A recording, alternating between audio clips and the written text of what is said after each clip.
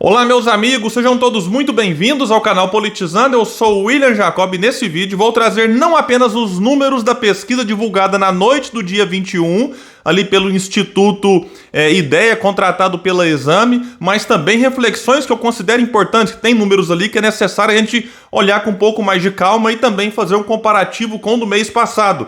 Mas antes de falar sobre tudo isso, eu quero pedir a sua ajuda. Se você chegou e não está inscrito no canal e puder, se inscreva, ativa as notificações. Se assistir e gostar, deixa o like, mas vai que não gosta, deixa o dislike, comenta, compartilha em grupos de WhatsApp, Facebook, tudo isso é muito importante para que o nosso trabalho continue crescendo. Pessoal, pesquisa Exame Ideia ouviu 1.500 pessoas entre os dias 15 e 20 de abril e ela tem uma margem de erro de 3 pontos para mais ou para menos. E na pesquisa espontânea, que é quando o Instituto não apresenta os nomes dos candidatos ou pré-candidatos, você tem aqui então Lula liderando com 36, ele tinha 34,6, então oscilou 1,4 dentro da margem de erro, mas é uma oscilação positiva. Bolsonaro tinha 25, foi para 28, dentro da margem de erro, porém no limite aqui de 3 pontos, né? Ciro Gomes manteve 4 que tinha antes. Sérgio Moro não é mais candidato, mas espontaneamente 2% dos entrevistados disseram que votariam nele. Ele tinha 4 no mês passado, então aqui já perdeu 2 pontos. O João Dória, que tinha 0,1, aparece agora com 1. Aí depois nós temos Janones com 0,5, Sofia Manzano, que é do PCB, com 0,4, Simone Tebet 0,2, Aldo Rebelo 0,1, Felipe Dávila 0,1, outros somados 0,1, não sabem 20%, vejam isso, branco e nulo 8. Então, o Leite, por exemplo, ele tinha 1 no mês passado, agora simplesmente não apareceu. E nós tivemos 2 cenários da pesquisa estimulada, que é quando o Instituto, então, apresenta a lista com o nome dos candidatos. E não dá para comparar com o mês passado, porque nós tivemos várias mudanças. Tivemos a saída de Sérgio Moro. No mês passado você tinha o Dória e o Leite no único cenário, agora você tem 2 cenários, num com o João Dória, no outro com o Eduardo Leite. E nós temos aqui outros candidatos que apareceram com 1 ponto ou menos, mas que é uma mudança em relação ao mês passado. Por exemplo, a Vera, o Péricles, o Eimael, a Sofia, eles não estavam, em março. Vamos lá então para o cenário 1. Lula lidera com 42, Bolsonaro 9 pontos atrás, 33. E Ciro Gomes chegou aqui nos tão esperados 2 dígitos pela própria militância e também, acredito, pela campanha, enfim, por aqueles que estão aí na equipe de marketing, na coordenação. Ciro agora pontua com 10. João Dória já vem bem atrás dele, com 3 pontos. Simone Tebet com 1, o mesmo que Janones, Sofia, Eimael e Péricles. Péricles, que é do partido UP. O Felipe Dávila aparece aqui com 0,5 e a Vera Lúcia com 0,3. O Luciano Bivar, que é do União Brasil, que foi aí lançado oficialmente como pré-candidato do partido, aparece com 0,2 e Aldo Rebelo apareceu na lista, mas o Aldo já é pré-candidato ao Senado pelo PDT de Ciro Gomes. Muita gente até já sabe disso, mas mesmo assim está aqui e ele apareceu com 0,1. Ninguém nulo ou branco 1, não sabem 6% dos entrevistados. Assim, é surpreendente você ver Sofia Manzano, Eimael, Péricles teriam mesmo que Simone Tebet e Janones, figuras mais conhecidas. No cenário 2 saiu João Dória, entrou Eduardo Leite. A mudança aqui foi muito pequena. Lula 43, Bolsonaro 34, Ciro manteve os 10, Eduardo Leite apareceu 1 ponto a mais do que tinha João Dória. Ele aparece aqui então com 4, mas é bom lembrar que Eduardo Leite perdeu as prévias do PSDB e o candidato do partido nesse momento é João Dória, mas o PSDB está numa guerra imensa lá dentro. Simone Tebet continuou com 1, Sofia, Eimael e Janones também 1, Felipe Dávila 0,5, Vera Lúcia 0,3, Péricles 0,2, Bivar 0,2, Aldo Rebelo 0,1, ninguém nulo e branco 1, não sabem 4% dos entrevistados. E nós tivemos alguns cenários de segundo turno, A gente percebe aqui uma queda do Lula em todos eles, Bolsonaro se recuperando, Ciro tirando a diferença. Vejam só, Lula venceria Bolsonaro se as eleições fossem hoje, 48-39, uma diferença de 9 pontos, que era de 13 no mês passado. Lula venceria João Dória, 50-26, uma diferença de 24, que era de 29. Lula venceria Ciro Gomes, 45-32, uma diferença de 13, que era de 16. em março, a diferença era de 20 em fevereiro e era de 22 em janeiro. Então, em 4 meses, Ciro Gomes tirou 9 pontos em relação à vantagem que o Lula tem. Bolsonaro, 37, perderia para Ciro, e o Ciro marcaria então 41 contra o atual presidente, uma diferença de 4 que era de 5. Então, o Bolsonaro, por exemplo, tirou 4 pontos do Lula e tirou só 1 de Ciro Gomes. E o Bolsonaro venceria João Dória, 38-29, uma diferença de 9 a favor do atual presidente, que era de 5. Então a gente observa aqui que o Lula, como eu disse, perdeu vantagem para todos, e o Bolsonaro tirou 4 do Lula, 1 do Ciro e aumentou a distância para o João Dória em 4 pontos. Vamos trazer agora a rejeição. A pergunta é: e se os candidatos fossem esses, de eleição fosse hoje, em quem você não votaria de jeito nenhum para presidente do Brasil? Aqui você tem pergunta com respostas múltiplas, né? Bolsonaro é rejeitado por 45, era 47. Lula, então vimos aqui uma queda de 2 pontos. Lula é rejeitado por 39, era 37, então aumentou a do Lula 2 pontos. O João Dória conseguiu reduzir 2, era 23, agora é 21. Ciro Gomes também reduziu 2, era 20, agora é 18. Demais candidatos, como são menos conhecidos, é normal serem também menos rejeitados. Por isso eu vou ficar só nesses 4 aqui. Reparem que só Lula aumentou a sua rejeição, dentro da margem de erro, mas foi um aumento na rejeição a ele, e os outros 3, Ciro, Bolsonaro e Dória, reduziram 2 pontos cada. Bom, e falando rapidamente aqui agora dos candidatos, o Lula lidera, mas já viveu momentos melhores. Ele caiu aqui no cenário de segundo turno, que dá para fazer uma comparação, viu a rejeição aumentar, andou falando muitas bobagens, inclusive sobre o aborto, por exemplo. Esse instituto aqui perguntou, e 55% dos entrevistados são contra a descriminalização do aborto, 38%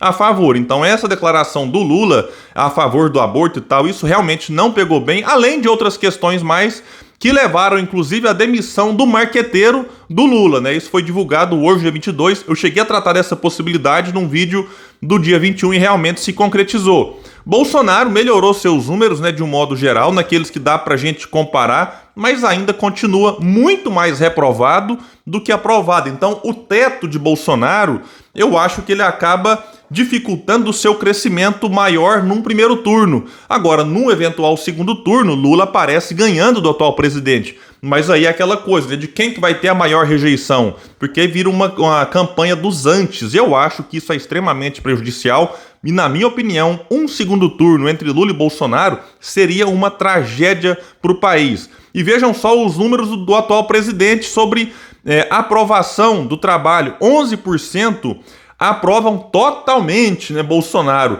Né? Será que aqui é o bolsonarismo raiz, daqueles que estão fechados com Bolsonaro, aconteça o que acontecer? 22% aprovam. 21% nem aprovam nem desaprovam. 13% desaprovam. E vejam aqui o extremo negativo. 32% desaprovam totalmente. Então, de um lado você tem 32%, né, num extremo que é contra, né, o trabalho de Bolsonaro, e do outro 11%. Realmente uma situação ainda bem delicada para Bolsonaro. Avaliação do governo, 11% de ótimo. Vejam que coincide com aqueles que aprovam totalmente. 18% de bom. Então você tem que a somatória, né, de bom e ótimo, 29%. 24% regular, o ruim 8% e 36% péssimo. Então, no outro extremo, bastante negativo para Bolsonaro. Quando você soma aqui, então, você tem 47%, né, de ruim e péssimo. Brasil está no rumo certo ou errado? Para 37% no rumo certo, né? É inacreditável. Eu ainda acho isso aqui um número muito alto diante de tudo aquilo que a gente observa. Inflação, desemprego, queda na renda, endividamento das famílias, questão do meio ambiente, na questão da educação. Para onde você olha, realmente a situação no Brasil não é boa. 61% acham que o Brasil está no rumo errado. Vejam então que é um número bem maior do que no rumo certo. E falando aqui agora de Ciro Gomes, tem a menor rejeição, muito menor do que a de Lula e a de Bolsonaro, como eu mostrei para vocês. Nas pesquisas que perguntam potencial de voto, Ciro tem um potencial altíssimo, né, que diz que votaria nele com certeza ou que poderiam votar. É um eleitor em potencial que lá na frente pode realmente olhar para o Ciro. A campanha dele agora é essa, tá na hora de você olhar para o Ciro e dizer que vota nele. Então o Ciro tem muito espaço para crescer e agora alcança aqui os 2 dígitos. Isso é importantíssimo, né? O Ciro se consolida cada vez mais como alternativa para quem não quer nem Lula nem Bolsonaro. E tem muita gente que não quer nenhum nem outro, inclusive que agora, nesse momento, até diz que votaria no Lula porque não quer Bolsonaro, ou que votaria no Bolsonaro porque não quer o Lula. Mas se esse eleitor perceber que tem uma alternativa com chances realmente de quebrar a polarização e ir para o segundo turno, esse eleitor pode sair dos dois que estão na frente e ir para esse terceiro colocado. Então essa posição do Ciro aqui é muito importante, inclusive para herdar voto útil de quem está com os dois que lideram e também de quem está atrás, na medida que, de fato, as eleições aí se aproximarem, né? Esse voto útil ele vem quando a campanha realmente começa, mas, né, como tudo está antecipado, pode ser que aconteça até um pouco antes. Só para a gente comparar, em abril, Ciro Gomes, de 2018, no cenário com Lula, o Ciro aparecia com 4%, agora ele aparece com 10%. Então é importante, se a gente imaginar, o Ciro em 2018 terminou com 12%. Se a gente faz aqui um cálculozinho, imaginando que o Ciro vá fazer o mesmo que em 2018 e triplicar os seus votos, não é uma tarefa fácil, mas não é impossível, então o Ciro chegaria, né, com condições reais e claras de ir para o segundo turno, sem falar que agora é um outro patamar, né? O Ciro, por exemplo, tem uma militância maior, mais engajada e mais organizada, uma militância que está junto aí e que foi aprendendo com os erros e se unindo também, consegue levantar hashtag no Twitter, combater narrativas contra Ciro Gomes e também fake news. Então a militância do Ciro realmente, quem acompanhou 2018, compara com hoje e fala que está muito melhor e maior. Tem um marqueteiro vitorioso que venceu 8 de 9 eleições presidenciais que disputou, conhece o caminho da vitória, e o apelo da sociedade por respostas na economia é o ponto forte do Ciro. O povo quer saber respostas para a inflação, para o desemprego, para todas essas questões que o Paulo Guedes é um desastre total. O Ciro vem crescendo nas redes sociais e o Ciro conseguiu deixar claro para o eleitor que não é aliado do Lula nem do PT. Isso em 2018 não ficou claro e tirou muito voto do Ciro. E o foco do Ciro agora, da campanha Acredito, deve ser chegar nos tão sonhados 15%. Se ele chegar, eu acho que vai acontecer, né, uma espécie de onda Ciro que poderá levá-lo para o segundo turno. Não com os 15%, mas é porque aí ele começa a passar confiança para o eleitor e cresce. E é claro que os petistas e bolsonaristas e a coordenação da campanha de Lula e Bolsonaro sabem disso. E eles vão vir com tudo para cima do Ciro. Com mentiras, notícias fora do contexto, vídeos cortados, editados para prejudicar o candidato do PDT. Então quem for da militância do Ciro pode se preparar, porque os gabinetes do ódio aí, né, petista e bolsonarista, vão entrar em ação, os ataques vão vir com tudo, às vezes disfarçados como quem não quer nada, mas eles sabem que o Ciro é o pesadelo, seja de Lula ou de Bolsonaro no segundo turno, porque o Ciro não tem telhado de vidro, diferente desses dois. Enfim, então o Ciro realmente ele acaba sendo um candidato que tem condições de ir para o segundo turno, e eu acredito que se ele for, seja contra Lula ou Bolsonaro, ele sairá das urnas vitorioso. E sobre a terceira via, né, que aqui nós temos 3 candidatos, né, que se dizem da terceira via, que fazem parte do chamado Centro Democrático, né? Eles já tentaram uns 10 nomes.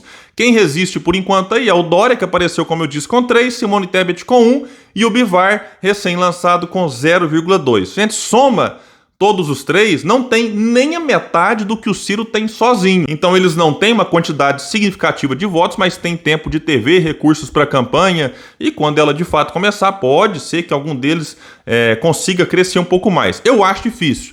Nós temos uma eleição polarizada e talvez o que a gente consiga observar é um nome crescendo para tentar quebrar essa polarização e não 2 ou 3. Por isso, eu acredito que, inclusive, o Ciro conseguirá atrair a atenção não apenas do eleitorado, mas, eventualmente, o apoio de um ou outro partido que, de fato, queira se unir a ele para tentar quebrar essa polarização.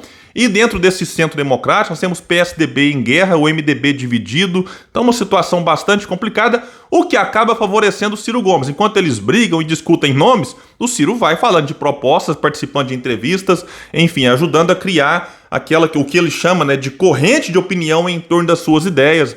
Os vídeos são divulgados nas redes sociais, então, enquanto a terceira via bate cabeça, o Ciro Gomes está trabalhando e lutando. Os outros nomes, com todo respeito, me parecem mais candidaturas para marcar posição. Inclusive o Janones, que é alguém bastante popular nas redes sociais, aparece aqui com um ponto e eu duvido que ele vá até o fim. Digo isso aqui com todo respeito aos eleitores dele.